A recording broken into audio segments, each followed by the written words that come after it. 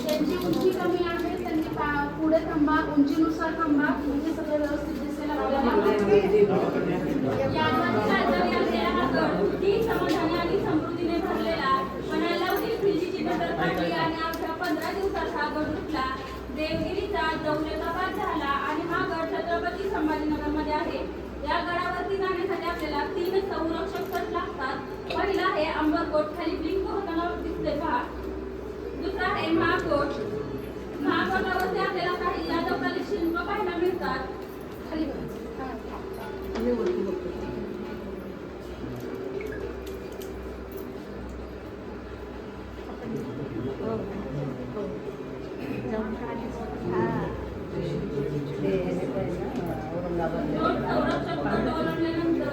आतमध्ये आपल्याला पाहायला मिळते सरस्वती विहीर.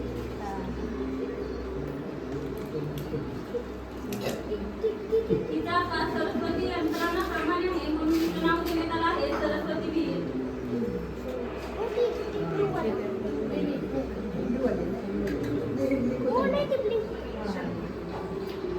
इथून पुढे एक आपल्याला जैन मंदिर.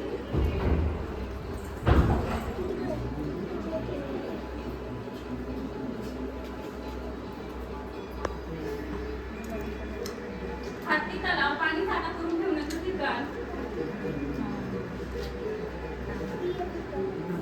पापडी बुरुज, बुरुजांना पापडीसारखा आकार आहे म्हणून नाव देण्यात आलं आहे पापडी बुरुज.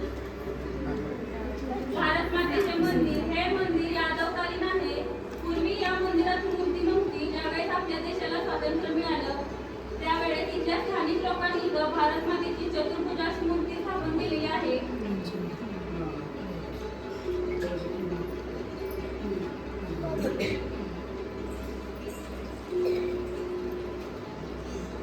मंदिराच्या समोर आपल्याला 126 खांब पाहायला मिळतात.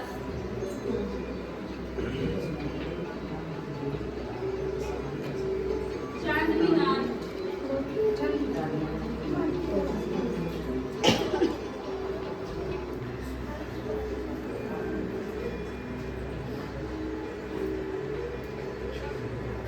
हेमाडपंथी मंदिर.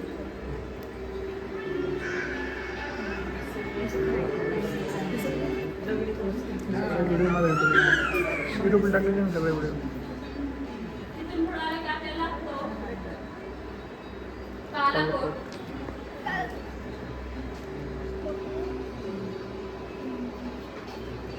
कालाकोट पार करून आपण आतमध्ये आलो की आपल्याला काही महालाचे अवशेष पाहायला मिळतात.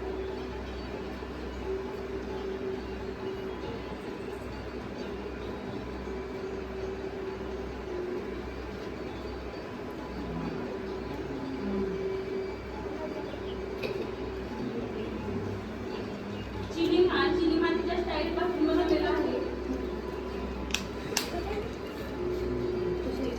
मेंढा तोफ. एका बाजूला मेंढ्याच्या तोंडासारखा इथला आकार आहे म्हणून तिला मेंढा तोफ असं म्हणतात. सुमारे 30 फूट लांबीची व कंच धातूने बनलेली आहे.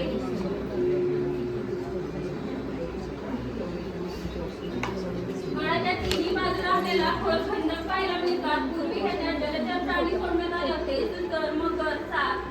जर हे 3 संरक्षक तट पार करून जरी शत्रू बसले आला तर त्याला या खंडकात फेकून दिलं जायचं.